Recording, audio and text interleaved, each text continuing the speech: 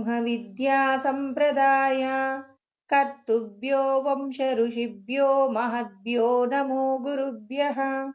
मङ्गलं गुरुदेवाय महनीय गुणात्मने सर्वलोकशरण्याय साधुरूपाय मङ्गलम्। हरिः ओम्। ब्रह्मानन्दं परमसुखदं केवलं ज्ञानमूर्तिं द्वन्द्वातीतं गगनसदृशं तत्त्वमस्यादिलक्ष्यम् एकं नित्यं विमलमचलं सर्वदी साक्षिभूतं భావాతీతం త్రిగుణరహితం సద్గురుంతం నమామి. నమో గురుదేవ. అందరికీ నమస్కారం అండి. ఈరోజు మనం భగవద్గీత యందు 6వ అధ్యాయము ఆత్మ సంయమ యోగము. నేను ఈ దేహము కాదు, దేహమునందు బంధింపబడి ఉన్నటువంటి సచ్చిదానంద ఆత్మయే నేను అని ఎవరైతే తెలుసుకుంటారో, తెలుసుకున్నటువంటి వారు వారి యొక్క సచ్చిదానందమైనటువంటి స్వస్వరూపాన్ని తెలుసుకోవడానికి దేహ సంబంధమైన విషయాలను ఎలా విడిచిపెట్టాలో కృష్ణ పరమాత్మ 6వ అధ్యాయంలో మనకు నేర్పిస్తారండి. ఎలా అంటే, నిన్ను నువ్వు తెలుసుకోవాలి అంటే ఏది శాశ్వతం, ఏది అశాశ్వతం అనేటటువంటి సత్యం నీకు తెలియాలి. మనం మార్కెట్కి వెళ్ళి టమాటాలు, పండిపోయిన టమాటాలు కొనుక్కుంటారా, లేకపోతే దోరగా ఉన్న టమాటాలు కొనుక్కుంటారా అంటే ఎవరైనా ఏమంటారు? కాస్త దోరగా ఉన్న పండు అయితే ఒక 2-3 రోజుల పాటు నిల్వ ఉంటుంది. పండిన టమాటాలు ఏమవుతాయి? సగం పాడైపోయే అవకాశం ఉంది, కాబట్టి మేము తీసుకోమంటాం. అంటే మన యొక్క తెలివితేటలు ఎంత గొప్పగా ఉన్నాయో చూడండి. అంటే ఏది ఎక్కువ రోజుల పాటు నిల్వ ఉంటుంది, ఏది తక్కువ రోజుల పాటు నిల్వ ఉంటుందనే విషయంలో మన యొక్క బుద్ధి చైతన్యాన్ని వాడుతున్నాం. అంటే నశించిపోయే, ఒక పూట వండుకుంటే నశించిపోయేటటువంటి చిన్న చిన్న విషయాలకు కూడా మనం మన తెలివితేటలు వాడుకుంటున్నామండి. అంటే మనిషిగా పుట్టిన వాళ్ళలో మరి ఐదు రకాల అంతస్తులు తన యొక్క వ్యక్తిత్వం యందు ఉంటాయని మనకు ఉపనిషత్తుల ద్వారా మనం తెలుసుకుంటున్నాం. అంటే మనందరికీ 5 దేహాలు ఉన్నాయి. 5 దేహాలను వాడుకోకుండానే ఎవరైనా మరణించారనుకోండి, అతని యొక్క జన్మ వృధా అవుతుందని చెప్పేసి మరి బ్రహ్మానుభవం పొందినటువంటి మరి ఆత్మ స్వరూపులైనటువంటి ఋషులు మనందరికీ కూడా బోధన చేస్తూ ఉన్నారనమాట. అంటే ఇప్పుడు మన ఇంట్లో ఏదైనా ఒక వస్తువు, ఉదాహరణకి గోధుమ పిండి తీసుకోండి. మీరు 1 కేజీ గోధుమ పిండి తీసుకొచ్చి ఇంట్లో పెట్టేసి దానిని సగం వాడుకున్నారు, ఏదో కారణాల చేత దాన్ని మీరు వాడలేకపోయినప్పుడు పురుగు పట్టిందనుకోండి, ఎంత బాధపడతారండి? బాధపడకుండా అబ్బా బాగా పురుగు పట్టింది అని చెప్పేసి ఎవరైనా సంతోషంగా బయట పడవేసే వాళ్ళని ఎవరినైనా ఎక్కడైనా చూసారా? అయ్యో దీన్ని నేను సద్వినియోగం చెయ్యలేకపోయానని బాధపడుతున్నారు. అంటే మనందరం ఏం చేస్తున్నాం? ఏదైనా ఒక వస్తువుని పూర్తిగా వినియోగించుకున్నప్పుడు చాలా ఆనందపడతాం. అంటే మనందరికి ఇప్పుడు ఒక విషయం అర్థమవుతుంది. ఏమర్థమవుతుంది? దేనినైనా పరిపూర్ణంగా వినియోగించుకోవాలనేటటువంటి జ్ఞానం మనందరికీ ఉంది, లేదు అనటానికి వీల్లేదండి. ఎందుకంటే మనం మార్కెట్ నుంచి తెచ్చుకున్న వస్తువుని పూర్తిగా వాడుకోవాలనుకుంటున్నాం. మరి మనం కొన్ని కోట్ల జన్మలలో చేసిన పుణ్యము చేత తెచ్చుకున్న మానవ ఉపాధిని పూర్తిగా వాడుకుంటున్నారా? విచారణ చెయ్యమంటున్నారు. ఈశ్వర స్వరూపాన్ని అనుభూతి పొందినటువంటి సచ్చిదానంద స్వరూపమైనటువంటి సద్గురువులు మనకు బోధ చేస్తున్నారు. మీ లోపట ఉన్నటువంటి, అంటే ఈ శరీరం లోపట ఉన్న ఆనందాన్ని మీరు అనుభవిస్తున్నారు. మనం ఏం చేస్తున్నాం? ఈ శరీరానికి సంబంధించి ఏం చేస్తాం? దీనికి రకరకాలైనటువంటి ఆభరణాలు, తర్వాత వస్త్రాలు, దీనికి సంబంధించి ఆ తలకి నూనె, తర్వాత ముఖానికి రకరకాలైనటువంటి ఫేషియల్స్, తర్వాత వీటికి సంబంధించినటువంటి సౌందర్యానికి సంబంధించినటువంటి ఎన్నో విషయాలు, దీనికి సంబంధించి ఆహార పదార్థాలు, ఇంకా ఏవైతే మనం ఈ దేహానికి చేస్తున్న సేవ ఉందో, ఈ సేవతోనే మనం తృప్తి పడుతున్నాం కానీ, అసలు ఈ దేహాన్ని మనం పూర్తిగా వినియోగించగలుగుతున్నామా? ఇప్పుడు సెల్ ఫోన్ ఉందండి. కొంతమంది సెల్ ఫోన్ ఎలా వాడతారంటే, కేవలం అవతలి వాళ్ళు ఫోన్ చేస్తే వీళ్ళు మాట్లాడతారు. లేకపోతే వీళ్ళు ఫోన్ చేసి అవతలి వాళ్ళతో మాట్లాడతారు. కొంతమంది చూడండి, ఈ ఫోన్‌కి సంబంధించి ఎన్ని రకాలుగా వాడుకోవచ్చో, అన్ని రకాలుగా వాడుకుంటారు. అంటే నిజంగా ఒక ఫోన్‌ను కొనుక్కున్నప్పుడు, దాన్ని పూర్తిగా వాడుకున్నప్పుడు, అతడు దాని కోసం పెట్టిన పెట్టుబడి, దాని వలన పొందినటువంటి ప్రయోజనము రెండూ కూడా ఏం కావాలి? సరిపోయినప్పుడు మాత్రమే అతడు తృప్తిగా ఉంటాడు. ఇప్పుడు మనం ఏముంది? మాట్లాడుతున్నాం ఫోను, దాన్ని కొద్ది రోజులు వాడిన తర్వాత అది పక్కకు పడేస్తున్నాం. అంటే చూడండి, కొన్ని కొన్ని విషయాలనేమో పూర్తిగా వాడుకుంటున్నాం. కొన్ని కొన్ని విషయాలు వాటిని వాడుకోవడానికి కావాల్సిన టెక్నాలజీ లేదండి మన దగ్గర.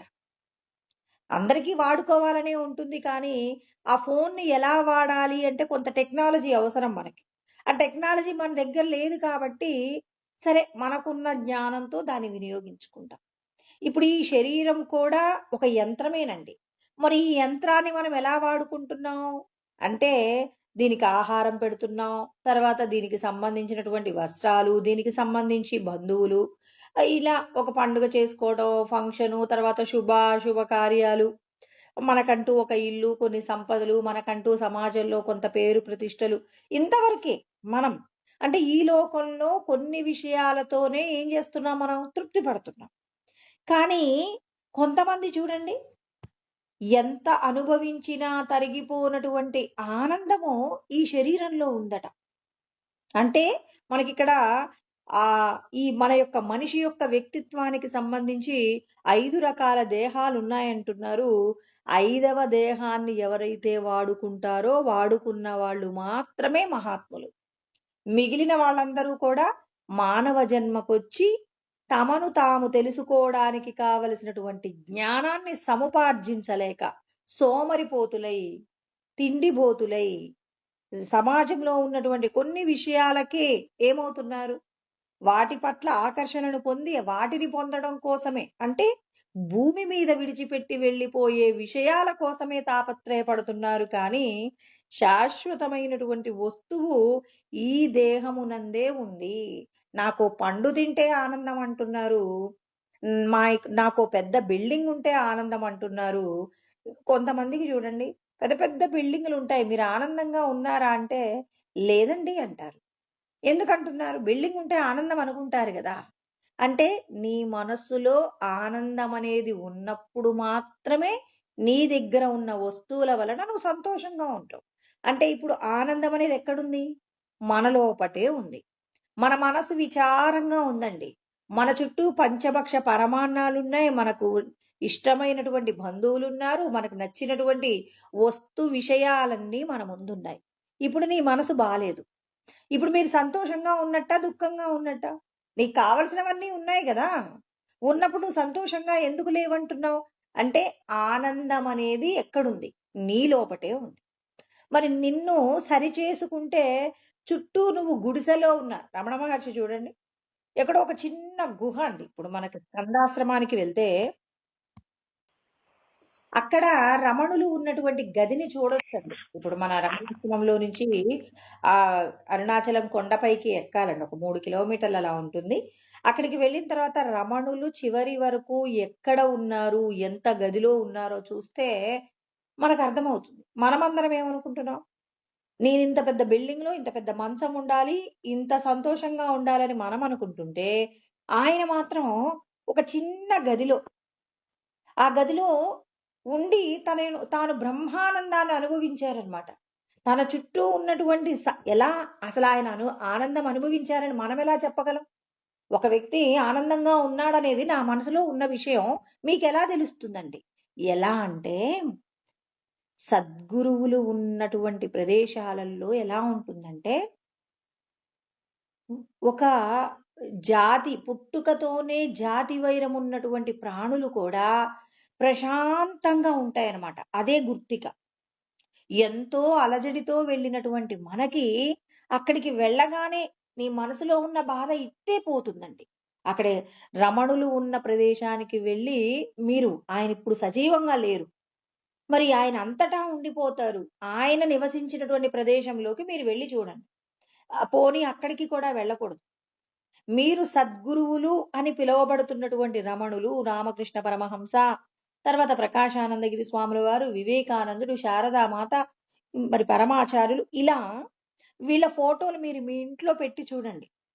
నేనిప్పుడు అక్కడెక్కడికో వెళ్ళాలా అంటే మీరు వెళ్ళొద్దు. వారి యొక్క ఫోటోని మీరు అలా చూస్తూ మీరేం చేయండి, మీ యొక్క బాధని వాళ్ళ ముందు కాస్త మనసు విప్పి వాళ్ళకు చెప్పి చూడండి.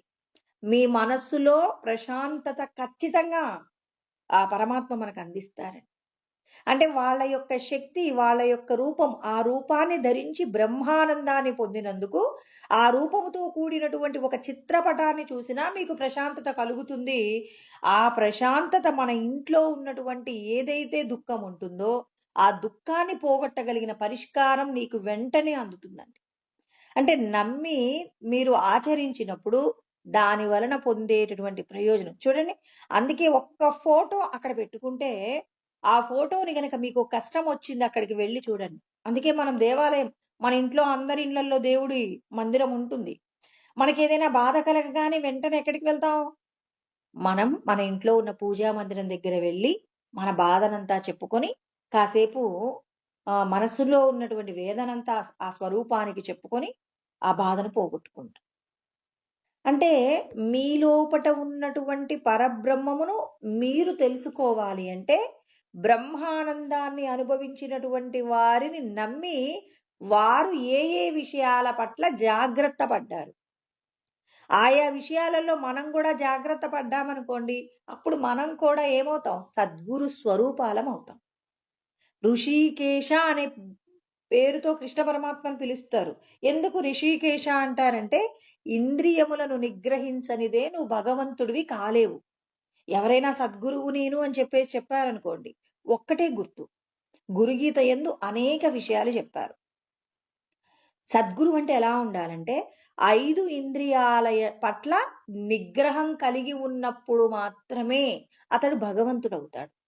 తాను తీసుకునే ఆహారము శాస్త్రం అంగీకరించినదై ఉండాలి మొదటిది. అతను మాట్లాడినటువంటి మాట ఖచ్చితంగా ఆచరిస్తూ ఉండాలండి. అంటే ఏదైతే చెప్తామో చెప్పినటువంటిది కేవలం మీ అందరికీ చెప్పడానికి మాత్రమే పనికొస్తుంది, నేను ఆచరించడానికి పనికి రాదు అన్న వేదాంతం ఏమవుతుందంటే శుష్క వేదాంతం అంటారు. అంటే పనికి రానటువంటిదండి. ఇప్పుడు నేల మాకు చాలా ఎకరాల భూమి ఉందండి అంటారు. మరి ఎంత ఆదాయం వస్తుందంటే ఏమీ రాదంటారు. అదేంటండి? మీకు చాలా భూములున్నాయన్నారు. శుష్క భూములండి అంటారు. శుష్క భూములంటే పండించడానికి ఆనుకూల్యత లేనటువంటి భూములు ఎన్ని ఉన్నా చెప్పుకోవడానికి మాత్రమే భూములు. కానీ ఆదాయంలో 0. అదేవిధంగా నాకిన్ని శాస్త్రాలు వచ్చు అని నేను చెప్తున్నాను కానీ వాటిని నేను ఆచరించనప్పుడు అది శుష్క వేదాంతం అవుతుందండి. అంటే ఈ 5 ఇంద్రియాలు, అందుకే కదండి మనం ఎప్పుడు చెప్పుకుంటాం పరమాచార్యుల వారు అంటే మనం ఏ స్థాయిలో జ్ఞానాన్ని ఆచరిస్తున్నామో అర్థం చేసుకోవాలి. ఎలా అంటే నేను ఎప్పుడు చెప్పేటటువంటి ఉపమానమే, పరమాచార్యుల వారు తోటకూర పప్పు బాగుంది అని ఒక భోజనం చేస్తున్నప్పుడు వంటవాడితో మాట్లాడిన మాట, మరి మా గురువు గారికి ఈ ఆహారం ఇష్టం అంటే శిష్యులందరూ కూడా గురువు యొక్క అనుగ్రహం కోసం ఉంటారు కాబట్టి మా గురువు గారికి నచ్చిన పదార్థం పెట్టాలని క్యూ కడతారు కదండి. వంటవాడు వెళ్ళి చెప్పాడు, గురువు గారికి తోటకూర పప్పు అంటే ఇష్టం అంటే తోటకూర అప్పుడు అక్కడ దొరకకపోయినా ఎక్కడెక్కడో దూర ప్రదేశాలకు వెళ్ళి గురువు గారి యొక్క అనుగ్రహం పొందడం కోసం తోటకూర తీసుకొచ్చేవాళ్ళట. అప్పుడు పరమాచార్యుల వారు 2వ రోజుకు భోజనం చేశారు, తోటకూర పప్పు. 3వ రోజు తిన్నారు, తోటకూర పప్పు. ఏంటి రోజు ఏంటి ఏం పప్పు ఇది అంటే తోటకూర పప్పు. మీరు ఇష్టమన్నారు కదండి, అందుకోసమే నేను మీ శిష్యులందరికీ చెప్పాను అన్నారట. ఆహా, తోటకూర ఇక్కడెక్కడ దొరకదిగా అన్నారట. అంటే ఆయనకు తెలుసు కదండి చుట్టూ పరిసరాలలో ఆ టైంలో అక్కడ లేదట. అంటే మీకు ఇష్టమని చెప్తే చాలా దూరం వెళ్ళి కూడా తీసుకొస్తున్నారన్నారు. ఓ అలాగా, సరే సరే అనుకున్నారట. అంటే ఈ నాలుకకు ఈ రుచికి సంబంధించి మాట్లాడినటువంటి మాట ఏమైంది? మరి ఈ ఈ నాలుకతో భగవంతుడి యొక్క జ్ఞానాన్ని చెప్పడానికి దీనికి అర్హత ఉందా? లేదు. దీని అర్హతను తిరిగి సంపాదించాలంటే ఏం చేయాలి? ఈ నాలుకకు బుద్ధి చెప్పాలి. పిల్లవాడు తప్పు చేస్తున్నాడండి. నాన్నగారి జేబులో రోజు డబ్బులు తీస్తున్నాడు. వాడి యొక్క ఏదో చాక్లెట్ల కోసమో ఏదో వాడుకుంటున్నాడు. ఇప్పుడు తల్లి అలా చూస్తూ వదిలిపెడుతుందా? వాడికి బుద్ధి చెప్పే ప్రయత్నం చేస్తుందా? ఖచ్చితంగా చెప్తుంది కదండి. అదే విధంగా పరమాచార్యుల వారు ఏం చేశారు? రోజు ఆహారాన్ని తినే సమయంలో మధ్యాహ్నంలో ఏం చేశారంటే గోశాలలోకి వెళ్ళి ఆవు పేడని నాలుకకు పూసేవాళ్ళట. భోజనం చేయరిక. ఇంకొక్కసారి అడుగుతావా? అంటే సద్గురువు అనే పేరు చూడండి, నాలుకకు ఉన్నటువంటి రుచిని పోగొట్టుకోవాలి.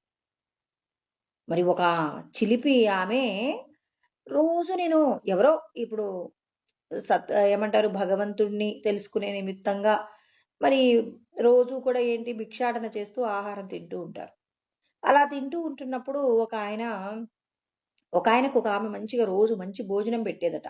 ఎందుకు అంటే సన్యాసులకు భోజనం పెట్టవలసిన ధర్మం గృహస్థుకు ఉంది అనేటటువంటి శాస్త్రజ్ఞానం కలిగిన వనిత ఇప్పుడు ఆయనకు రోజు పప్పు నెయ్యి అన్నం పెట్టేదట. రోజు పప్పు నెయ్యి అన్నం పెడుతూ అనుకునేదట, నేను రోజు మంచి ఆహారం అంటే రుచి కలిగిన రుచిని కోరుకున్న వారికి అది మంచి భోజనం, చెడ్డ భోజనం. ఇప్పుడు మనం ఏమనుకుంటాం, అబ్బాయి ఇవాళ నేను పప్పు కూర వండుకున్నాను, రేపొద్దుడికి ఇంకొక కూర వండుకున్నాను. మంచి రుచికరమైన పదార్థాన్ని మన నాలుకకు నచ్చిన పదార్థం వండి పెట్టుకుంటున్నప్పుడు ఇది మనకు రుచి ఆహారం. ఈమెమనుకుంది, కొంత జ్ఞానమే ఉంది, ఆచరణతో కూడిన జ్ఞానము లేదు, శాస్త్రం యందు చెప్పబడిన జ్ఞానం కొంత తెలిసింది. ఇప్పుడు ఆ వచ్చినటువంటి సన్యాసికి సరే నేను రోజు పప్పన్నం పెడుతున్నాను, ఈ రోజు నేను క్యారెట్ పొట్టు పెడతాను, క్యారెట్ ముక్కలు కూడా కాదండి, క్యారెట్ పొట్టు పెడతాను, తింటారో లేదో చూస్తాను అని చెప్పేసి పరీక్ష పెట్టింది.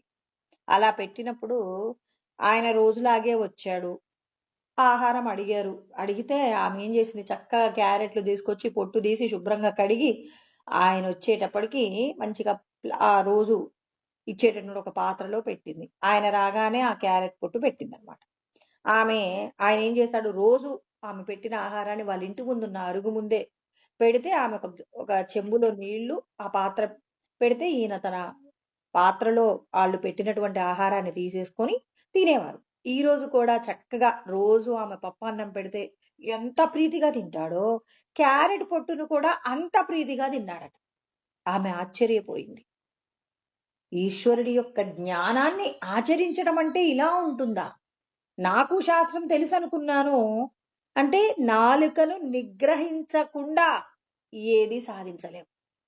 ఇంద్రియాలు నిగ్రహిస్తేనేనండి సద్గురువులు అయ్యేది. కనపడినటువంటి డబ్బు మీద వ్యామోహం లేకుండా ఉండాలి, భార్యా బిడ్డల మీద మమకారం లేకుండా గృహస్థుగానే ఉండు. పరమాత్మ నిన్నేమి సన్యాసం తీసుకోమల్లా. నువ్వు భర్తవి, నీ కోసం నీ పిల్లలు భార్య ఉన్నారు, ఖచ్చితంగా వీళ్ళని చూసుకోవాల్సిన బాధ్యత ఉంది. కానీ వాళ్లకు జ్వరం వస్తే తనకే జ్వరం వచ్చినట్టుగా తాను బాధపడిపోయి తాను ఏడ్చేసి వాళ్ళకి ఏం కావాలో అవి చెయ్యి. నువ్వు ఎంత ప్రేమగా చూసుకున్నా మనం మన పిల్లలకి అనారోగ్యం రాకుండా కాపాడగలమా? వాడు రోడ్డు మీద వెళ్తుంటే వాడికి ఏదో ఓ చిన్న యాక్సిడెంట్ కావాలనుంది, కాకుండా మీరు ఆపగలరా? అంటే వాళ్ళు తెచ్చుకున్నటువంటి ఏదైతే మరి ప్రారబ్ధ కర్మ ఉందో ఆ ప్రారబ్ధ కర్మను అనుభవించడంలో నువ్వు వాళ్ళకి ఎలా ఉండాలి? సహాయకారిగా ఉండాలి. అవసరమైతే వాళ్ళ మీద కొంత ప్రేమను పెట్టు, బాధ్యతగా వాళ్ళ యొక్క అనారోగ్యాన్ని పోగొట్టు, వాళ్ళకి ఏం కావాలో అవన్నీ ఇవ్వు. అసక్తిరన విశ్వంగ పుత్రదార గృహాదిషు. అందరికీ గుర్తుండాలండి ఈ మాట. భార్య బిడ్డలు సంపదలు ఇవన్నీ మధ్యలో వచ్చి మధ్యలో పోయేవి. శాశ్వతం ఎవరంటే నువ్వు ఈ దేహంలో ఉన్న నువ్వే శాశ్వతం. నీకు ఈ శరీరం ఉంది కానీ నువ్వు శరీరం కాదు. నీవు శరీరం కాదనేటటువంటి భావన నువ్వు పదిలంగా ఎప్పుడైనా గుర్తు పెట్టుకోగలిగితే ఈ దేహానికి సంబంధించి వచ్చే కష్టాలు సుఖాలు ఇవన్నీ శాశ్వతం కాదు. ఇంకా సమర్థ రామదాస్ గారు ఒక మాట చెప్తారండి. ఏమంటారంటే, మీ యొక్క కష్టాలన్నీ పోగొట్టేటటువంటి ఆయన మీ పక్కనే ఉంటే, ఎందుకు ఈ కష్టాలన్నీ నావి, నావి, నావి అని ఏడుస్తారు అని చెప్పేసి ఆయన జనాల యొక్క మూర్ఖత్వాన్ని ప్రశ్నిస్తున్నాడు. నీవు ఈ దేహానికి సంబంధించి వచ్చే దుఃఖాలన్నీ నాకే వస్తున్నాయని ఏడవకుండా, నీ పక్కనే ఉన్నటువంటి భగవంతుడికి చెప్పరాదా? నువ్వు కళ్ళు ము నువ్వు నీకొక సమస్య రాగానే కళ్ళు మూసుకొని, స్వామి ఇదిగో ఈ దేహానికి సంబంధించి సమస్య వచ్చిందండి. దీన్నెలా దాటివేయాలో మీరు చెప్పండని లోపటున్నాయన మీద భారం వేస్తే రాదా? అయితే ఇది నిజమేనా అని చాలా మందికి సందేహం కలుగుతుంది. కృష్ణ పరమాత్మ ఇలాంటి సందేహాలు లోకంలో ఉంటాయని భగవంతుడి యొక్క అస్తిత్వం గురించి చెప్పినటువంటి ఒక శ్లోకం ఏంటంటే, అధిష్టానం తదాకర్త కరణంచ పృథగ్విదాం వే ఏమంటారంటే, వివిధాచ్చ పృథక్ చేష్ట దైవం చైవాత్ర పంచమం అంటారండి. అంటే మనకి అధిష్టానం అంటే శరీరం ఉండాలండి. మనం ఒక కర్మ చెయ్యాలండి. ఈ లోపట ఉన్నటువంటి జీవుడు కర్తగా ఉండి పనులు చేస్తూ ఉంటాడు. కరణంచ పృథగ్విధం అంటే ఇంద్రియాలు ఉన్నాయి కదండి మనకు. జ్ఞానేంద్రియాలు, కర్మేంద్రియాలు ఉన్నాయి కదా. వీటి చేత మనం రకరకాలైనటువంటి కర్మలు చేస్తూ ఉంటాం కదా. మరి వీటన్నింటి చేత కర్మలు చేసేటప్పుడు మరి ఏ ఏ కర్మలు చేస్తాం? శబ్ద, స్పర్శ, రూప, రసగంధాదులకు సంబంధించినటువంటి కర్మలు చేస్తాం. అంతే కదండి. ఇప్పుడు చెవి ద్వారా ఏం చేస్తారు? శ్రవణానికి సంబంధించినటువంటి విషయాలను వింటారు. శ్రవణం అంటేనే వినడం. మీకు నచ్చిన మాటలను వింటారు. కన్నుల ద్వారా ఏం చేస్తూ ఉంటారు? రూపములను చూస్తూ ఉంటారు. చర్మం ద్వారా స్పర్శకు సంబంధించి. మరి ఇక అదే విధంగా శబ్ద, స్పర్శ, రూప, రస, గంధాదులు అంటే ముక్కు ద్వారా వాసనలు, నాలుక ద్వారా రుచులు. వీటికి సంబంధించి మనం అన్నింటినీ కూడా మనం ఏం చేస్తాం? అనుభవిస్తూ ఉంటాం. అంటే ఇక్కడ అంటారనమాట, ఏమంటారు? విషము తాగితే వెంటనే చనిపోతాం. విషయములు నిన్నేం చేస్తాయి? అనేక జన్మలు ఎత్తడానికి కారణం అవుతాయి. అంటే ఈ శరీరానికి సంబంధించినటువంటి విషయాలలో ఏదైతే నాకు సుఖాన్నిస్తుందని దానికోసం నీవు వెంపర్లాడతావో, ఆ వెంపర్లాట నిన్ను అనేక శరీరాలు పొందడానికి కావలసిన స్థితి నీకు తీసుకొస్తుంది. కాబట్టి విషము నువ్వు తాగితే చచ్చిపోతావు.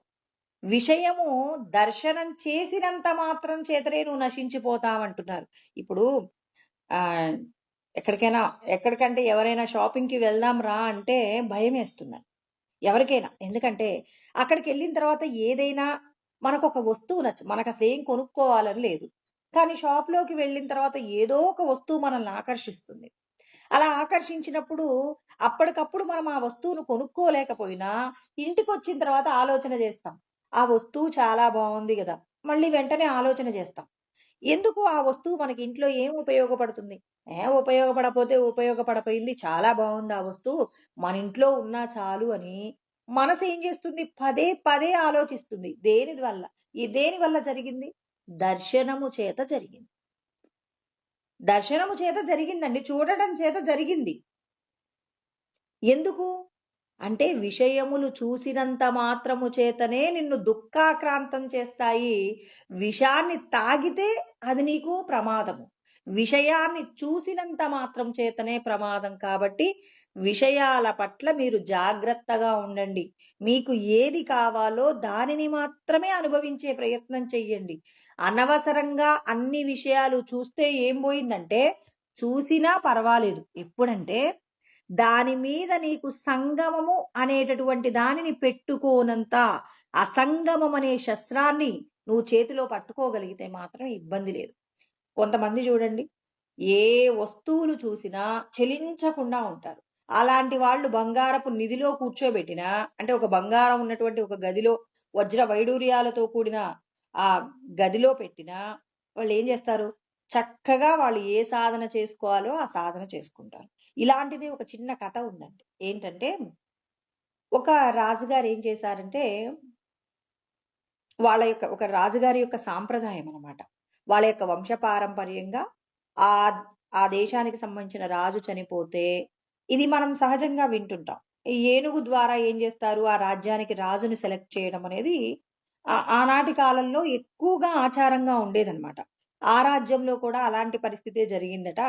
అలా జరిగినప్పుడు ఒక సన్యాసి అంటే సమస్తాన్ని విడిచిపెట్టి భగవంతుడి యొక్క బ్రహ్మానందానుభూతిని పొందడం కోసం అని చెప్పి నిరతిశయమైనటువంటి ప్రయత్నం చేస్తున్నటువంటి ఆ సన్యాసి మెడలో వేశారట.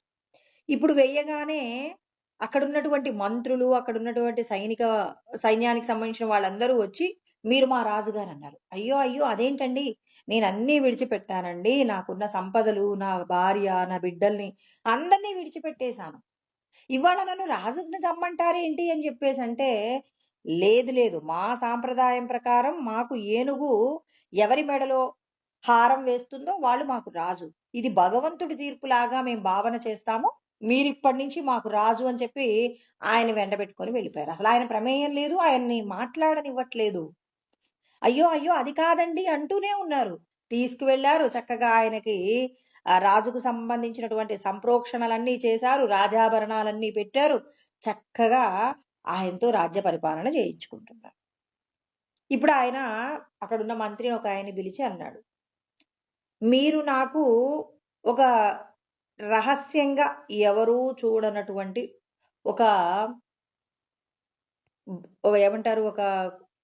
ఒక గదిని నాకివ్వండి" అన్నారట. అంటే ఎవరు చూడంది అనంటే వీళ్ళేం చేశారంటే, మరి ఎన్నో ఆభరణాలు కలిగినటువంటి రాజాభరణాలు, తర్వాత మరి దేశానికి సంబంధించినటువంటి సంపదలు, ఇవన్నీ నిల్వ చేసేటటువంటి ప్రదేశంలో ఏం చేశారంటే, రాజు అంటే ఆ సంపదకంతా వారసుడు కదండీ! "ఇదిగో అండి ఇక్కడ ఈ గదిలో అయితే ఎవ్వరు ఏమీ చూడరు. ఇదంతా మీ సంపదే కదా! మీ సొత్తే కదా! మీరుండొచ్చన్నారట.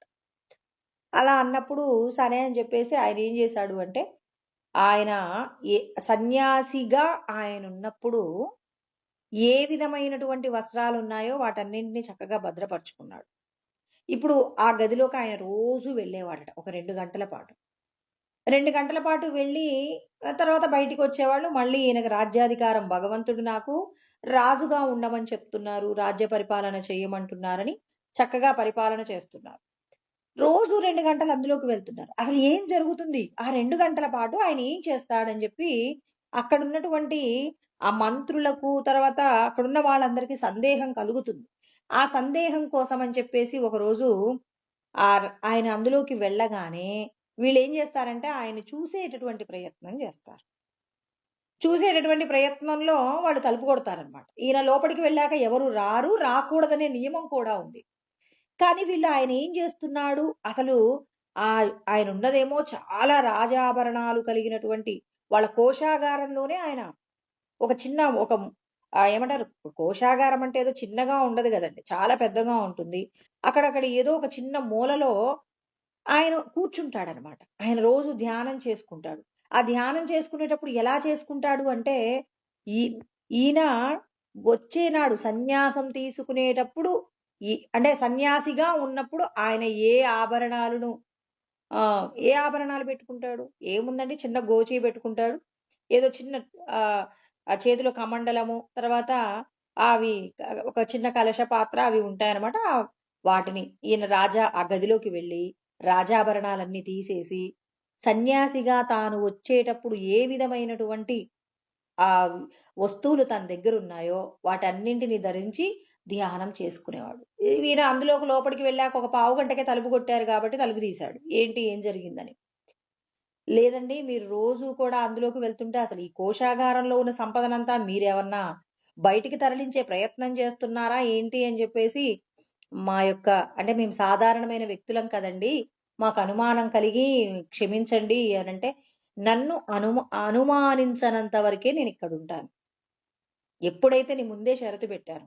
నేను ఆ గదిలోకి వెళ్లి నా అంతట నేను బయటకొచ్చేంత వరకు మీరు నన్ను పిలవద్దు అన్నాను. మీరు పిలిచారు. మీకు నాకు సంబంధం లేదు. రామ్ రామ్ అని చెప్పేసి ఆయనెళ్ళిపోతాడు. అంటే అప్పుడు ఆయన ఆల్రెడీ ఎలాంటి వస్త్రాలు కట్టుకొనున్నారు? సన్యాసి వస్త్రాలే కట్టుకొనున్నారు కాబట్టి, అంటే ఆ గదిలోకి వెళ్ళగానే రాజుకు సంబంధించినటువంటి విషయాలన్నీ విడిచిపెట్టి, సాధారణమైనటువంటి భగవంతుడిని తెలుసుకోవడానికి ఏ విధమైనటువంటి నిరాడంబరత అవసరమో వాటితో తాను వెళ్ళిపోయాడు. అంటే ఎన్ని చూడండి సహజమైనటువంటి మనిషి లక్షణం. ఈ గదిలోకి వెళ్తాడు, చాలా గంటలు అక్కడ ఉండిపోతాడు. ఏం జరుగుతుంది? వీటిని కింద నుంచి ఏమైనా ఈ ఈ సంపదనంతా బయటికి తరలించేందుకు ఏదైనా లోపట ఏమంటారు ఒక ఏమంటారు లోపలికి సొరంగం లాంటిది ఏమన్నా ఏర్పాటు చేసి అవతల నుంచి మరి ఈ సంపదనంతా తరలిస్తున్నారా అని రకరకాలైన ఆలోచనలు ఎవరికి కలుగుతాయి? దే ఏమంటారు విషయాలకు సంబంధించి ఎవరికైతే వ్యామోహం ఉంటుందో ఆ వ్యామోహం కలిగిన వారికి ప్రతి క్షణం అనుమానమేనండి. అనుమానంతోనే ఏం చేస్తాడు? చచ్చేంత వరకు కూడా అనుమానిస్తూనే ఉంటాడు ఎవరిని చూసినా. ఇలా అంటే సహజత్వము మనందరి యొక్క సహజత్వం ఏమైంది అంటే ఆ విషయాల పట్ల ఉన్న ఆసక్తి మన లోపట ఉన్నటువంటి గొప్పదైనటువంటి బ్రహ్మానందాన్ని అనుభవించగలిగినటువంటి గొప్ప స్థితిని పోగొట్టుకుంటున్నాం. అంటే లోపట ఉన్న ఆనందం అనే దేహం ఒకటి ఉందనే విషయం కూడా తెలియని వాళ్ళు లోకంలో కోకొల్లలండి. 99% మందికి ఆనంద దేహము చేత ఈ జీవుడు ఈ దేహంతో అనుభవించవచ్చు బ్రహ్మానందాన్ని. అంటే ఇది కాదండి. మళ్ళీ ఇక్కడ తెలుసుకోవాల్సింది ఏంటంటే ఈ శరీరానికి సంబంధించి భగవంతుడు 5 అంతస్తులు ఇచ్చారు. ఈ 5 అంతస్తులను ఎత్తుకోవడమే ఏమంటారు 5 అంతస్తులను అందుకోవడమే కష్టంగా ఉంది. అలాంటిది ఆవల ఉన్నటువంటి తురియావస్థలో ఏమి అనుభూతి పొందుతారు? అసలు నీ శరీరానికి సంబంధించి నువ్వు అనుభవించేటటువంటి పూర్ణమైన ఆనందం పొందుతున్నావా? మానవ జన్మ ఎత్తి ఆనందం అనేటటువంటి అనుభూతిని ఎలా పొందుతావు? బయటున్న విషయాల కోసం వెంపర్లాడుతున్నావు.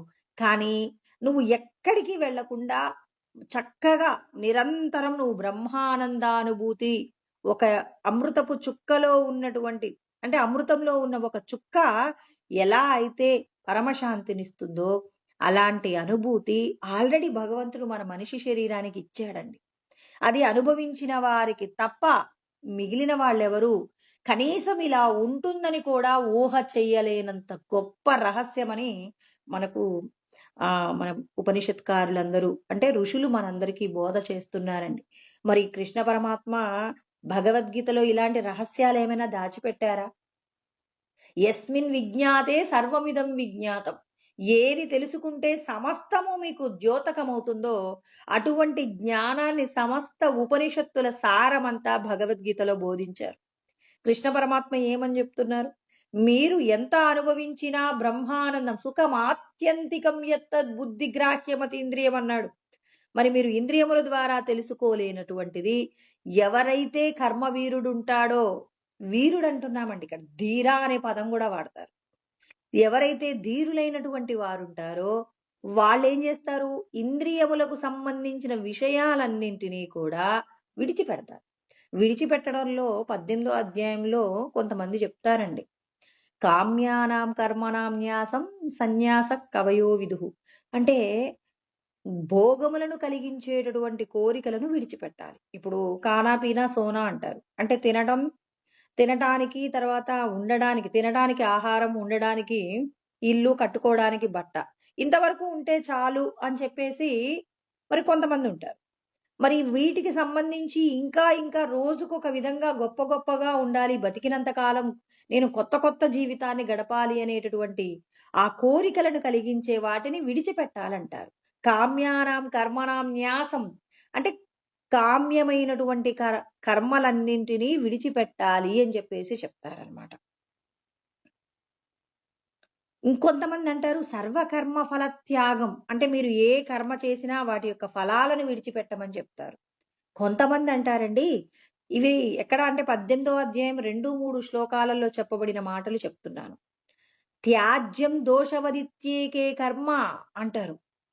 అంటే ఏంటంటే ప్రతి కర్మను విడిచిపెట్టండి, అసలు మీరు కర్మ చేయబాకండి అని కొంతమంది చెప్తారు. కొంతమంది తపస్సు చేసుకోవడానికి వెళ్ళిపోతారు కదండి. ఆ తపస్సు చేసుకునే వాళ్ళందరూ ఏం చేస్తారు? ఈ కర్మలన్నీ విడిచిపెడతారు. భార్య బిడ్డలు, రాజ్యం వీటన్నింటినీ విడిచిపెట్టేసి వెళ్ళిపోతారండి. మరి అలా వెళ్ళిపోతారు. కానీ మరి జ్ఞానము లేకుండా ఇవన్నీ విడిచిపెట్టడం వలన నీకు ముక్తి కలుగుతుందా అనేటటువంటి సందేహం నివృత్తి చేసుకోకుండా కొంతమంది ఏం చేస్తారు? అయ్యో నేను ఇవన్నీ విడిచిపెట్టేసి సన్యాసం తీసుకొని హాయిగా ముక్కు మూసుకొని తపస్సు చేసుకుంటే నేను ముక్తిని పొందుతానని ప్రయత్నం చేస్తారు. నువ్వు ఏదైనా ఒక ప్రయత్నం చెయ్యాలంటే దానికి సరైనటువంటి జ్ఞానం ఉండాలండి. ఇప్పుడు చూడాలా అనేటటువంటి ఒక రాణి మహారాణి ఉంటుందన్నమాట. ఆ మహారాణి గారి భర్త ఏం చేస్తాడు? ఈ జ్ఞానం వింటాడు. అన్నింటిని విడిచిపెట్టి తపస్సు చేసుకుంటే, అంటే రాజ్యాన్ని, భార్యని, బిడ్డల్ని అన్నీ విడిచిపెట్టి తపస్సు చేసుకుంటే ముక్తి పొందుతారని చెప్పేసి ఎవరో ఒక ప్రవచనం చెప్తే విన్నాడు. విని ఆయన ఏం చేశాడంటే, ఇక అందరిని విడిచిపెట్టేసి ఒకరోజు అర్ధరాత్రి భార్యని, బిడ్డల్ని, తర్వాత రాజ్యం వదిలిపెట్టేసి తపస్సు చేసుకోవడానికి అడవులలోకి వెళ్ళిపోతాడు. వెళ్ళిపోయి కొద్ది రోజుల పాటు అక్కడే తపస్సు చేసుకుంటూ ఉంటాడు. కొద్ది రోజులు అంటే సుమారు ఒక 2, 3 సంవత్సరాలు గడిచిన తర్వాత, అంటే ఈ చూడాల అనేటటువంటి ఈ మహారాణి ఎలాంటిది అంటే జ్ఞానము అంటే జ్ఞానాన్ని అభ్యాసము చేసి కొన్ని సిద్ధులను పొంది రాజ్యంలోనే ఉంటూ రాజ్యానికి సంబంధించిన ప్రతి బాధ్యతను నిర్వహించడంలో మరి చాలా సుప్రసిద్ధమైనటువంటి వ్యక్తి అనమాట ఈమె. ఈమె ఏం చేస్తుంది, భర్తను గమనిస్తుంది. ఏంటి ఈయన ప్రవచనం విన్న దగ్గర నుంచి ఏదో మార్పు కనిపించినట్టు అనిపించింది. రాత్రికి ఆయన వెళ్ళిపోయాడు. సరే, ఆ ప్రవచనం కొద్దిగా మోటివేషన్‌లో అంటే కాస్త ఆయన్ని భగవంతుడిని తెలుసుకోవాలనేటటువంటి మోటివేషన్ జరిగినట్టుంది. పర్వాలేదులే వెళ్ళితే వెళ్ళాడు అని చెప్పేసి ఆయన వెళ్ళిపోయిన తర్వాత ఆయన యొక్క రాజ్యాన్ని అలా ఆమె విడిచిపెట్టకుండా చక్కగా పరిపాలన చేస్తూ ఒక 3 సంవత్సరాల తరువాత ఈమెం చేస్తుందంటే ఒక పురుష వేషంలో ఆయన తపస్సు చేసుకునే ప్రదేశానికి వెళ్ళి భర్తతో మాట్లాడుతుంది. ఎవరు మీరు, ఏంటి, ఎందుకు ఇలా ఉన్నారు అని చెప్పేసి. అంటే ఆయన ఏమంటాడంటే గుర్తుపట్టాడనమాట. భార్య చూడాలా వచ్చిందని చెప్పేసి గుర్తుపట్టక, నేను పలానా రాజ్యానికి రాజుని, నేను భగవంతుణ్ణి తెలుసుకోవడం కోసం అని చెప్పేసి నా రాజ్యాన్ని, నా భార్యని, నా బిడ్డల్ని అందరినీ విడిచిపెట్టేసి వచ్చేసాను. నేను మరి తపస్సు చేసుకుంటున్నారు కదా, ఏమైనా మరి సాధించారా అన్నారు. అంటే అప్పటికే తనకు అర్థమైపోయింది. ఇప్పుడు తపస్సు చేసుకోవడానికి వెళ్ళాలి అంటే ముందు ఏ జ్ఞానం ఉండాలి? విషయాల మీద విరక్తి ఉండాలండి. ఇప్పుడు ఇప్పుడు తపస్సు చేసుకునేటటువంటి వ్యక్తికి ఇంకా నీవెవరు అంటే, నేను పలానా రాజ్యానికి రాజుని, నా రాజ్యాన్ని అంతా కూడా నేను త్యాగం చేశాను అంటే, నీ లోపట ఏముంది? ఈ రాజ్యాన్ని త్యాగం చేశాననేటటువంటి అహంకారం తనలో ఉంది.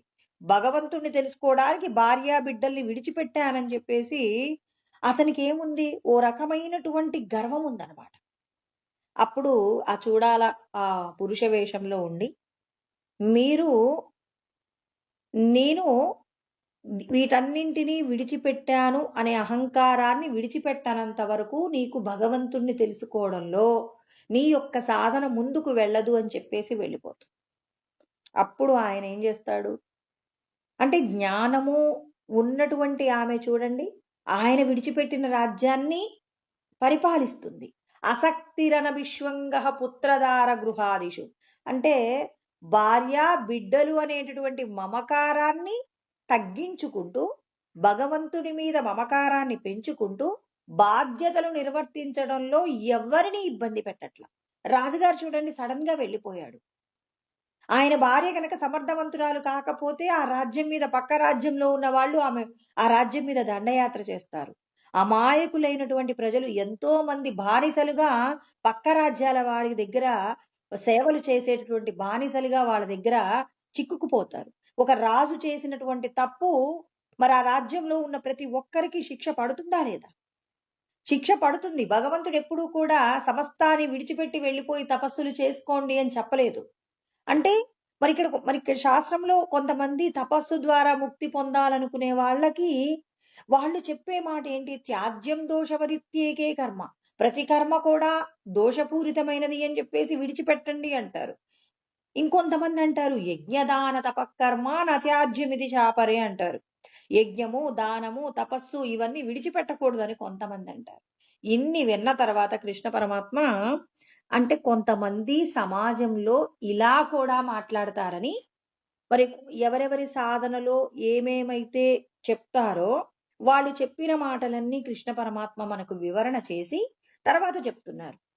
అంటే ఇక్కడ రాజుగారికి కూడా చెప్పిందనమాట. ఆమె చూడాల పురుష వేషంలో వచ్చి చెప్పింది, భార్య బిడ్డలను విడిచిపెట్టి రాజ్యాన్ని, అంటే బాధ్యతలు విడిచిపెట్టి సన్యాసం తీసుకోవడం అనేది పరిపూర్ణమైన స్థితి కాదు. ఆ బాధ్యతలను నిర్వర్తిస్తూ కూడా ముక్తిని పొందేటటువంటి పద్ధతి ఏమిటి అంటే శాస్త్రాన్ని తెలుసుకుంటూ శాస్త్రమునందు చెప్పబడినటువంటి విషయాల పట్ల విరక్తిని కలిగి వివేకంతో కూడినటువంటి వైరాగ్య భావనల చేత నీవు ఏం చేయాలి? లోపట ఏం చేయాలి? భగవంతుడి మీద మమకారం, దేహ సంబంధమైన విషయాల మీద విరక్తి కలుగుతూ నువ్వు లోకాన్ని చాలా చక్కగా పరిపాలన చేసినప్పుడు మాత్రమే ముక్తిని పొందుతావు. కానీ జ్ఞానము లేకుండా తపస్సు కూడా ఫలించదు. జ్ఞానంతో కూడిన తపస్సు చేయి. బాగా విరక్తి వచ్చిందండి. బాగా విరక్తి అంటే ఇక సంపదలన్నీ కూడా నాకు, ఇప్పుడు గౌతమ బుద్ధుడు ఉన్నారు. గౌతమ బుద్ధుడికి సమస్త సంపదలు ఉన్నాయి. అందమైన భార్య ఉంది. చిన్న పిల్లవాడు ఉన్నాడు, రాహులుడు అని.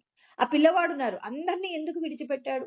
అసలు ఈ సంపదలు నాకు ఆనందాన్ని ఇవ్వట్లేదు. బయటికి వెళ్ళిన తర్వాత ఎక్కడైనా నేను ఫలానా రాజ్యానికి రాజుని, నా భార్య ఫలానా, నా పిల్లవాడు ఫలానా అని ఎక్కడైనా చెప్పుకునే ప్రయత్నం చేశాడా? పూర్ణమైనటువంటి వైరాగ్యం అంటే ఇది.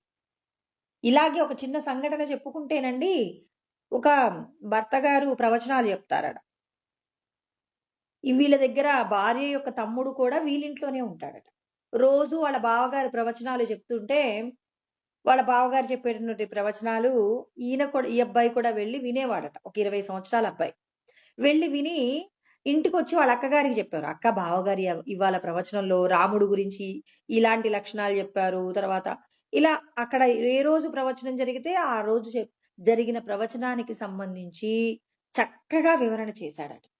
అలా చేస్తూ చేస్తూ ఉంటే ఒకరోజు భార్య అన్నారట, ఏంటండి మా తమ్ముణ్ణి పెళ్లి చేసుకోకుండా బ్రహ్మచారినే చేస్తారా ఏంటి? మా తమ్ముడికి వైరాగ్యం తెప్పిస్తున్నట్టున్నారు. మీరు రోజు మా తమ్ముణ్ణి ప్రవచనాలకు తీసుకెళ్తున్నారు.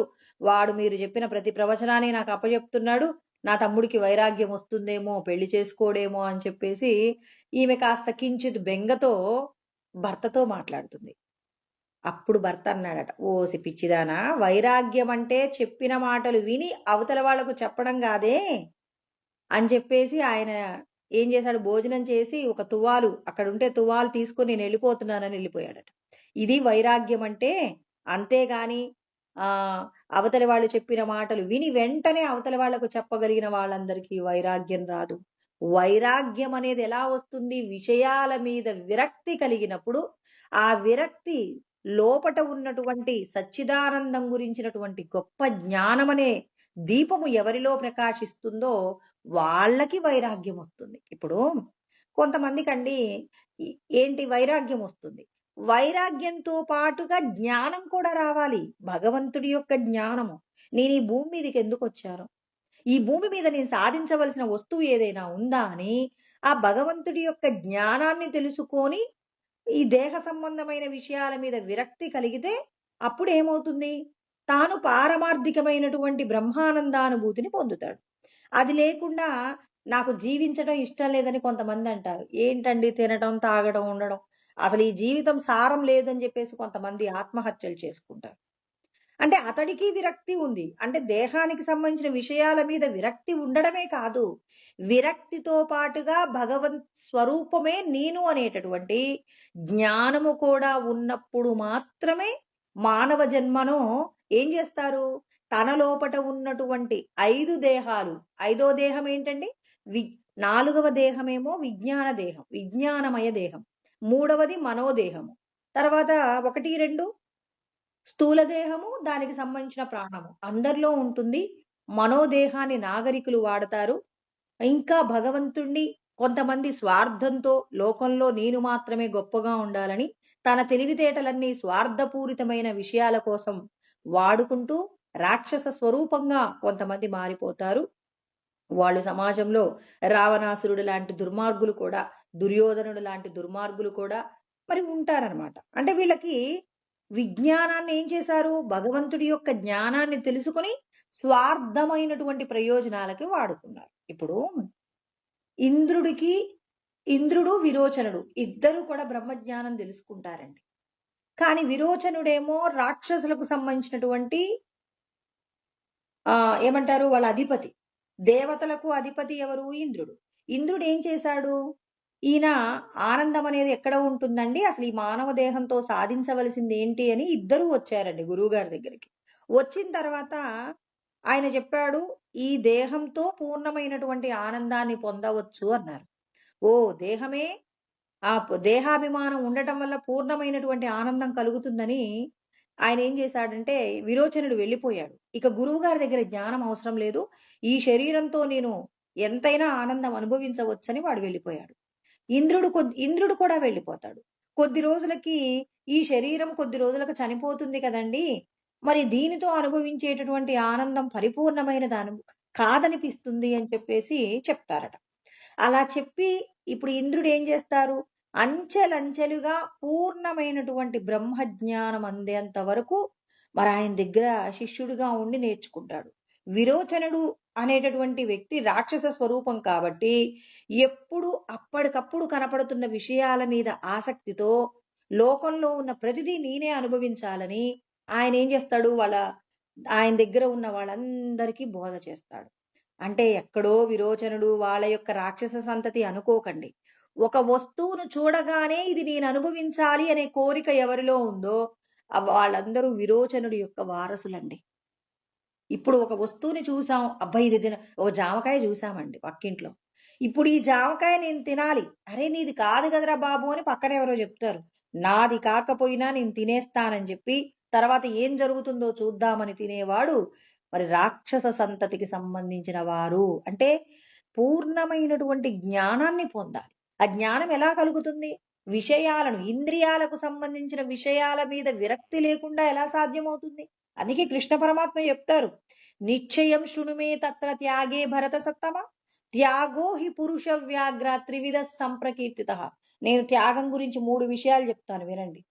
యజ్ఞ దాన తప కర్మ నత్యాజ్యం కార్యమేవ తత్. యజ్ఞాలు, దానాలు, తపస్సులు విడిచిపెట్టకూడదు. ఇది విడిచిపెట్టారు అంటే మీరు చేసినటువంటి తెలుసో తెలియకో పాపాలు చేశారు. అవి పోగొట్టుకోవడానికి ఉపయోగపడేవి యజ్ఞాలు, యాగాదులు, దానాలు, తపస్సులు. మీ యొక్క మనస్సు అనేక జన్మల నుంచి పాపపు కర్మలు చేయడంలో మీ మనస్సంతా కూడా ఏమైంది? కల్మషమైపోయింది. ఆ కల్మషత్వాన్ని పోగొట్టగలిగిన శక్తి యజ్ఞానికి, దానానికి, తపస్సుకు ఉంది. కాబట్టి యజ్ఞోదానం తపశ్చైవ పావనాని మనీషినాం అన్నారు. అంటే మనిషి మనీషిగా మారాలంటే మన మనసు ఏం కావాలి? మరి ఖచ్చితంగా నిర్మలంగా మారిపోవాలి.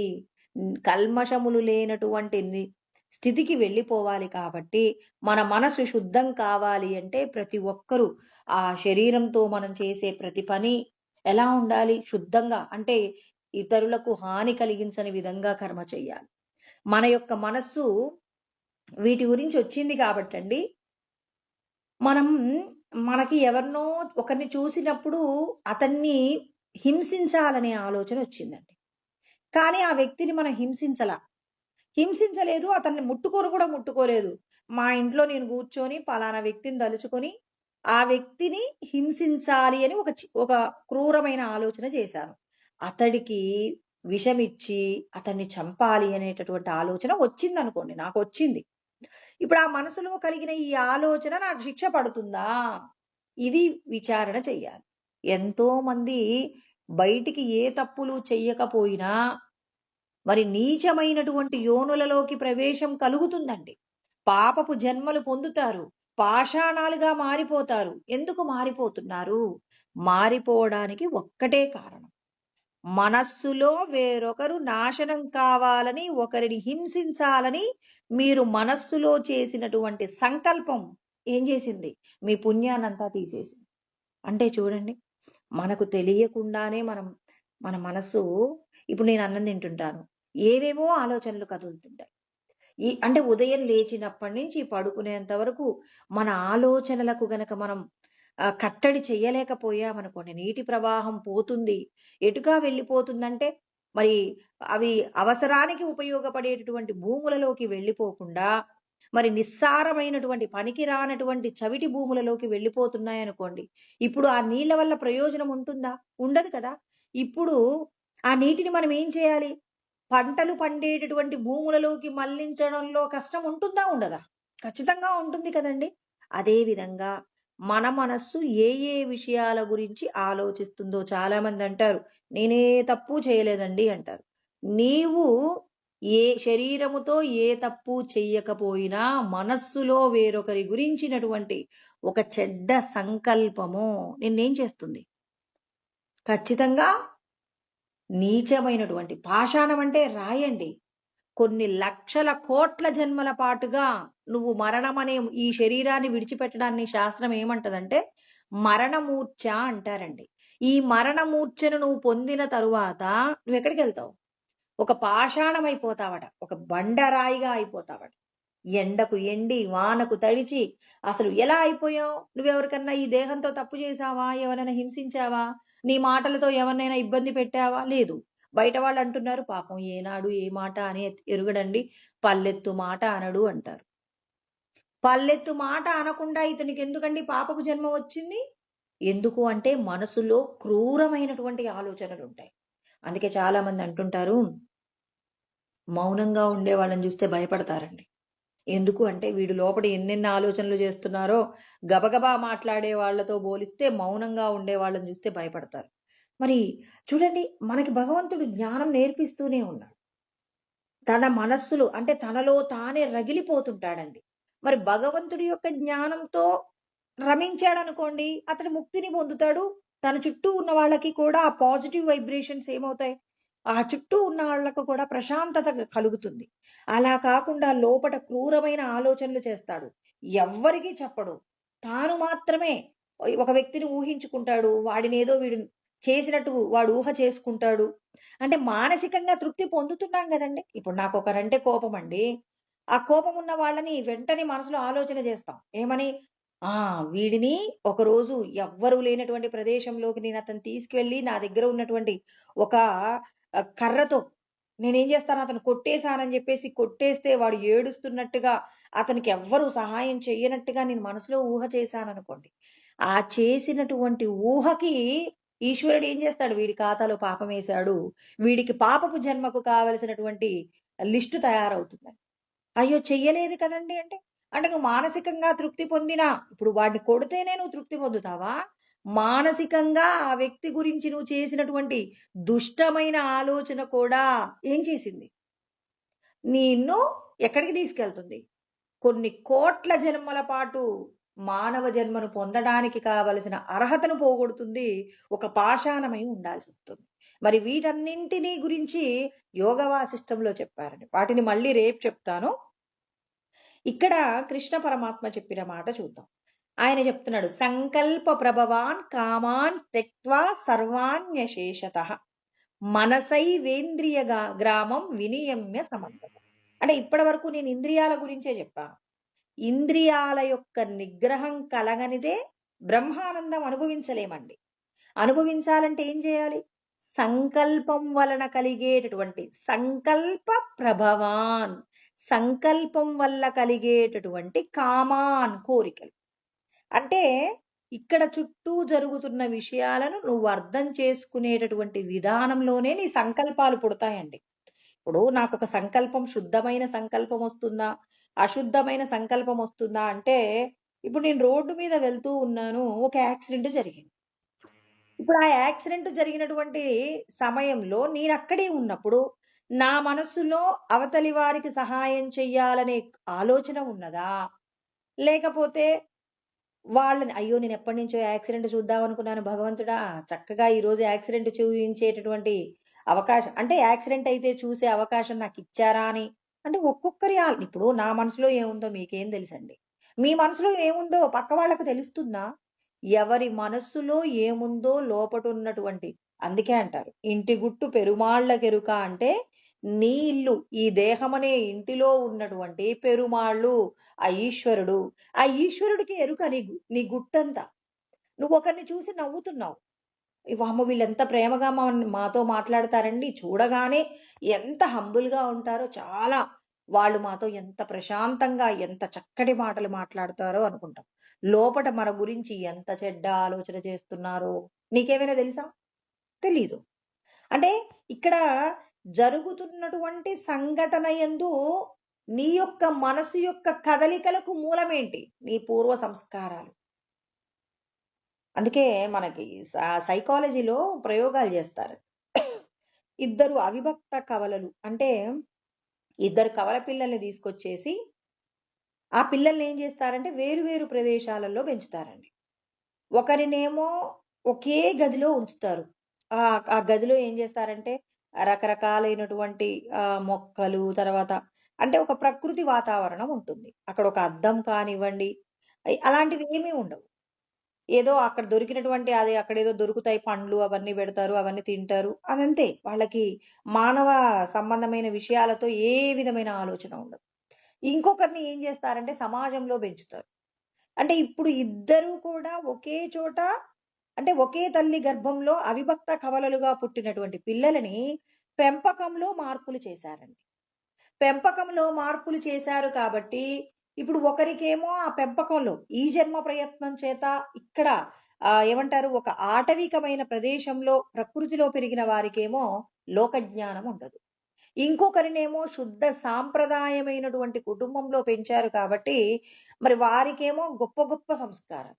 అంటే లోపట పూర్వజన్మలలో చేసినటువంటి ఏవైతే సంస్కారాలున్నాయో, వాటిని ఈ జన్మ ప్రయత్నము చేత మార్చవచ్చు అని చెప్పడానికి ఈ ప్రయోగాలండి. సైకాలజీలో ఇవన్నీ ప్రయోగాలుంటాయండి ఖచ్చితంగా. మేము బీఈడీ చేసేటప్పుడు మాకు సైకాలజీ ఈ ఎక్స్‌పెరిమెంట్స్‌లలో చాలా విషయాలు నేర్పించేవాళ్ళు. అంటే మన యొక్క సంస్కారాలు ఎంత చెడ్డగానైనా ఉండనివ్వండి. ఈ జన్మ ప్రయత్నం చేత మీరు భగవంతుడు చెప్పే జ్ఞానాన్ని తెలుసుకుంటూ, అన్ని మంచి పనులు చేస్తున్నప్పుడు అంటే అన్ని విధాలా ఇతరులకు మంచి కలిగేలాగా మీ ప్రవర్తనను దిద్దగలిగినటువంటి పరిసరాలు మీ చుట్టూ ఉంటే, పూర్వము మీరు చేసినటువంటి పాపపు కర్మలన్నింటినీ పోగొట్టుకోవచ్చు. అంటే చూడండి, మనం పూర్వజన్మలలో చేసిన పాపాన్ని పోగొట్టుకునేటటువంటి పరిస్థితి, ఇక్కడ మనం పెరిగేటటువంటి పరిసరాలు. ఇప్పుడు పూర్వజన్మల్లో చాలా గొప్ప సంస్కారాలున్నాయండి. ఈ జన్మ ప్రయత్నం చేత దుష్ట సాంగత్యంలో ఉన్నటువంటి వాళ్ళున్నారనుకోండి.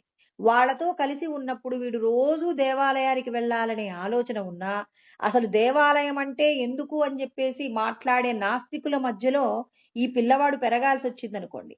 కొద్ది రోజులకు పాత సంస్కారాలు వదిలిపెడతాడు. పాతవి అంటే పూర్వజన్మలలో చేసిన ఆ సంస్కారాలన్నీ విడిచిపెట్టి, ఈ జన్మ ప్రయత్నం చేత భగవంతుడిని భగవంతుడిని పొందగలిగిన భాగ్యం పోగొట్టుకుంటాడు. ఎలా జరిగింది ఇదంతా? అంటే ఇక్కడ ఉన్న పరిస్థితిని మీరు ఈ జన్మ ప్రయత్నము చేత మీరు సాధించవచ్చు అని చెప్పడానికే ఈ ప్రయోగాలన్నీ. అంటే నేను గతంలో ఇలాంటి తప్పులు చేసేవాడినేమో, అందుకే నాకిలా జరిగిందేమో అని చెప్పేసి ఎవరు ఆలోచించడానికి వీల్లేదు. మీ చుట్టూ ఉన్న పరిసరాలను ఏం చేయాలి? మీరు మార్చుకోగలిగినటువంటి విధంగా మీరు ప్రయత్నం చేస్తే మీరు భగవంతుడిని చేరుకోగలరు. అంటే ఈ జన్మ ప్రయత్నం చేత మీరేం చేస్తారు? ఆ భగవంతుడు చెప్పేటటువంటి జ్ఞానాన్ని తెలుసుకుంటూ ఆచరిస్తున్నప్పుడు మీ ఇంద్రియాలకు సంబంధించి ఏదైనా ఒక విషయం కావాలి, కావాలి అని తపన పడినా మీరు ఆ తాపత్రయాన్ని ఏం చేయవచ్చంటే, భగవంతుడు ఏమంటున్నారు? నేను శాస్త్రం చెప్పినట్టుగానే జీవించాలంటున్నారని మనం ఏం చేయవచ్చంటే, మన యొక్క ప్రయత్నం చేత మార్చుకోవచ్చు. కృష్ణ పరమాత్మ చెప్తున్నారు, సంకల్ప ప్రభవాన్. అంటే అక్కడ ఉన్నటువంటి పరిస్థితులలో ఏమవుతుంది? మన మనస్సట ప్రతి విషయం గురించి మూడు విషయాలకు సంబంధించిన పాపం చేస్తుంది. అంటే ఇప్పుడు అక్కడ ఒక యాక్సిడెంట్ జరిగింది. యాక్సిడెంట్ జరగగానే మనస్సు అంటుంది, అబ్బా భలే చచ్చిపోయాడు వాడంటుంది. నోరు ముయ్యి అనాలి. అంటే సర్వారంభా హి దోషేన ధూమేనాగ్నిరివావృతాః అంటారు. అంటే సమస్త కర్మల యందు దోషం ఉందండి. వడ్ల గింజ ఉంది కదండి, ఆ వడ్ల గింజలో ఉన్నటువంటి బియ్యాన్ని విరగకుండా తీయాలంటే ఎంత ప్రయత్నం చేయాలి? ఎంత టెక్నికల్‌గా ప్రయత్నం చేయాలి? చాలా మందికి అయ్యో నాకు సైన్స్ తెలీదండి అంటారు. ఆ బియ్యాన్ని వడ్లను దంచి బియ్యాన్ని తీయడంలో ఎంత నేర్పరితనం ఉంటుందండి? ఇప్పుడు ఏమంటారు రోకలిని పట్టుకోవడం గూడా రానటువంటి వాళ్ళకి ఆ బియ్యాన్ని తీయమంటే మొత్తం పొడి పొడైపోతాయి. కానీ మన అమ్మమ్మల కాలంలో ఏం చేశారు? వాటిని దంచి అందులో ఉన్నటువంటి పొట్టుని పక్కకు చెరిగి మరి బియ్యాన్ని బయటికి తీశారు. వాళ్ళ యొక్క నైపుణ్యత. అదే విధంగా మీరు చేస్తున్న కర్మలో ఒక సంఘటన జరుగుతున్నప్పుడు మీ యొక్క మనసు ఏ విషయం గురించి ఆలోచిస్తుంది? ఎలా ప్రవర్తిస్తుందో దీని గురించిన ఆలోచన లేకుండా ఏదో జరుగుతుంది అక్కడ మనసు ఏమంటుందో పట్టించుకోకుండా మీరు కనుక అక్కడున్న పరిస్థితిలో నిలబడిపోతే మీరు ప్రమాదాన్ని ఎదుర్కొంటారు. మీరక్కడికి వెళ్తున్నారు, వాళ్ళకి సహాయం చేస్తున్నారు, వాళ్ళని హాస్పిటల్‌కి తీసుకెళ్లారు, వాళ్ళని కాపాడారు. కానీ నీ మనస్సంటుంది, అబ్బా! వీడు చనిపోతే బావుండేది, నేను చూసేవాడిని గదా! వీడికి రక్తం గారుతుంటే బావుండేది అని జెప్పేసి మనస్సంటుంది. కానీ నువ్వేం జేస్తున్నావు? ఈ శరీరంతో వాళ్ళకి ఉపకారం చేస్తున్నావు. అంటే నీ మనసుకు, నీకు బ్యాలెన్స్ ఉండాలి. బ్యాలెన్స్ లేకుండా నీ మనస్సును పట్టించుకోకుండా నువ్వు చేసినటువంటి సత్కర్మ కూడా నిన్నేం చేస్తుందంటే ప్రమాదంలో పడవేస్తుంది. సంకల్ప ప్రభవాన్ మనస్సు యొక్క గొప్పతనం అండి. అందుకే ఏ చిన్న సమస్య వచ్చినా మెంటల్‌గా ఏదైనా ప్రాబ్లమ్ వచ్చిందనుకోండి ఏం చేస్తారు? హాస్పిటల్‌కి ఎవరి దగ్గరికెళ్తారు? ఒక సైకియాట్రిస్ట్ దగ్గరికెళ్తారు. శరీరం ఎంత దృఢంగా ఉన్నా మనసు సరిగా లేదనుకోండి, అందరికీ మంచి చేస్తాడండి. కానీ వాడు మాట్లాడే మాటలలో ఏదో వక్రత ఉంటుంది అంటారు. అందరికీ ఉపకారమే చేస్తాడు. అంటే మనసులో ఉన్నటువంటి చెడు ప్రవర్తన నోటి ద్వారా వచ్చేటప్పుడు ఏమవుతుంది? మరి తప్పుడు మాటలు మాట్లాడేటటువంటి అవకాశం ఉంటుంది కదా! అందుకని ఇక్కడ కృష్ణ పరమాత్మ మనస్సు యొక్క మూలాల గురించి మాట్లాడుతున్నారు. సంకల్ప ప్రభవాన్ కామాన్. సంకల్పం వలన పుట్టేటటువంటి కోరికలను ప్రభవాన్ కామాన్ త్యక్త్వా సర్వాణ్యశేషతః మనసులో ఉన్న సమస్త కర్మలను ఏం చేయాలి? అంటే సంకల్పం వలన పుట్టినటువంటి కోరికలను అరికట్టాలి. నేను ధ్యానంలో కూర్చొని భగవంతుడిని తెలుసుకోవాలనే ప్రయత్నం ప్రారంభించినప్పుడు కళ్ళు మూసుకోగానే నా మనసు ఏ ఏ విషయాల గురించి ఆలోచిస్తుంది. నేను పసిగట్టగలగాలి.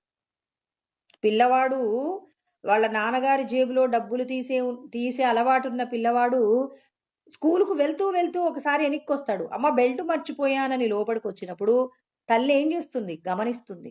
వీడు నిజంగా బెల్ట్ తీసుకోవడానికే వచ్చాడా? లేకపోతే పాకెట్ మనీ కోసం అని చెప్పి వాళ్ళ నాన్నగారి జేబులో డబ్బులు తీసుకోవడానికి వస్తున్నాడా అని తల్లి చూసి చూడనట్టు తన పని తాను చేసుకుంటున్నట్టుగా పిల్లవాడిని గమనిస్తుంది. తల్లి ఎలా అయితే ఆ పిల్లవాడిని సరైన మార్గంలో పెట్టడం కోసమని చెప్పి పిల్లవాడి ప్రవర్తనను గమనించి పిల్లవాడిని దిద్దే ప్రయత్నం చేస్తుందో, మన మనస్సు కూడా మనం భగవంతుణ్ణి వెతికే ప్రయత్నంలో మన మనస్సును నియమించినప్పుడు మనసు పక్కదారి పడుతుందా అని గమనించాలి. నీ మనస్సు ఏ ఏ విషయాల గురించిన సంకల్పాలు చేస్తుంది? సంకల్పమే లేకపోతే కోరికలు కలగవు కాబట్టి సంకల్పాలన్నింటినీ అరికట్టండి. మనసైవేంద్రియ గ్రామం వినియమ్య సమంతత.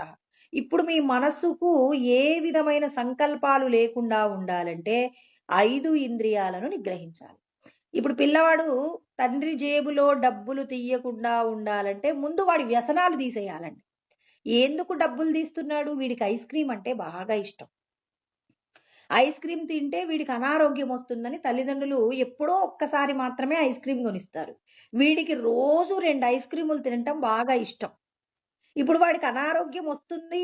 అనారోగ్యం వస్తే వాడు బాధపడతాడనే బెంగ ఎవరికుంటుంది? తల్లిదండ్రులకు ఉంటుంది. ఇప్పుడు ఆ తల్లి ఏం చేస్తుంది? వీడు ఈ డబ్బులు తీసుకువెళ్ళి ఏ ప్రయోజనం నిమిత్తంగా ఖర్చు పెడుతున్నారో ఆ తల్లిదండ్రులు ఏం చేస్తారు? ఆ పిల్లవాడిని గమనించటం ప్రారంభిస్తారు. అంటే పిల్లవాడి యొక్క వ్యసనాన్ని తీసేస్తే పిల్లవాడికి డబ్బులు అవసరం లేదండి. అంటే ఇప్పుడు వ్యసనం ముందు వదిలింది, తర్వాత పిల్లవాడికి ఇప్పుడు ఆ డబ్బులు ఎందుకు? ఐస్ క్రీమే లేని దానికి ఇంకెందుకు నాకు డబ్బులు? మా మమ్మీ స్నాక్స్ పెట్టింది గదా! నాకు అవసరం లేదని వాడు చదువుకునే ప్రయత్నంగా స్కూలుకి వెళ్ళిపోతాడు. వాడికి వేరే ఆలోచన ఉండదండి. అంటే ఇక్కడ భగవంతుడు కూడా మనకు చెప్తున్నారు. ఏమంటున్నారు? మీ యొక్క ప్రయత్నాన్ని ముందేం చేస్తారు మీరు? మనస్సులో వివిధ ఆలోచనలు కలగకుండా ఉండాలంటే 5 ఇంద్రియాల మీద నిగ్రహం ఉండాలి. అంటే ఈ 5 గుర్రాలను ఏం చేయాలి? ఇప్పుడు 5 గుర్రాలతో ఒక బండి కట్టామనుకోండి. ఇప్పుడు 5 గుర్రాలకి ఏం చేస్తారు? కళ్ళకి వాటికి ఏం చేస్తారంటే బయట చుట్టూ ఉన్న విషయాలు కనపడకుండా స్ట్రెయిట్‌గా కనపడేటట్టుగా వాటికి ఏం చేస్తారంటే కళ్ళకి సంబంధించి కళ్ళజోడులాగా వాటికి సంబంధించినయి ఏదో పెడతారండి. అలా పెట్టినప్పుడు ఏం చేస్తాయి? ఈ 5 గుర్రాలు కూడా మరి యజమాని గారి యొక్క రథసారథి ఎటు వెళ్ళమంటే అటు వెళ్తుంటాయి. అలా కాకుండా గుర్రం పక్కదారి చూసిందనుకోండి, అప్పుడు ఆ ప్రయాణం నడుస్తుందా? 5 గుర్రాలు 5 వైపులా లాగుతాయి. అందుకని ఇప్పుడు ముందుగా ఏం చేయాలి? 5 కూడా ఈ 5 ఇంద్రియాలను కూడా దేహ సంబంధమైన విషయాల గురించినటువంటి విరక్తి భావన తెచ్చి ఇప్పుడు ఏం చేయాలి? ఇంద్రియాలను నిగ్రహించి మనస్సులో ఏ కోరిక కలగకుండా చేసినప్పుడు మాత్రమే మన యొక్క ధ్యాన సాధన ముందుకు పోతుంది. ఇలా వెళ్ళేటప్పుడు మనసు యొక్క కదలికను ఏం చేయాలి అంటే ధైర్యంతో కూడినటువంటి బుద్ధి చేత నిగ్రహించడం గురించి తర్వాత శ్లోకంలో కృష్ణ పరమాత్మ వివరణ చేస్తున్నారు. దీనిని మళ్ళీ మనం రేపు తెలుసుకుందామండి. ఓం సహనావవతు సహనౌ భునక్తు సహ వీర్యం కరవావహై తేజస్వినావధీతమస్తు మా విద్విషావహై. ఓం శాంతి శాంతి శాంతి. ఓం ఆప్యాయంతు మమాంగాని వాక్ ప్రాణచక్షుః శ్రోత్రమతో బలమింద్రియాణి చ సర్వాణి సర్వం బ్రహ్మోపనిషదం మా అహం బ్రహ్మ నిరాకుర్యాం మా బ్రహ్మ నిరాకరణోద నిరాకరణమస్త్వ నిరాకరణం మే అస్తు తదాత్మని నిరతేయ ఉపనిషత్సు ధర్మాస్తే మయి సంతు తే మయి సంతు. ఓం శాంతి శాంతి శాంతి. నమస్కారం తల్లి. ఇలాంటి మరిన్ని ఆధ్యాత్మిక ప్రవచనాల కోసం మా ఛానల్ని సబ్స్క్రైబ్ చేసుకోండి.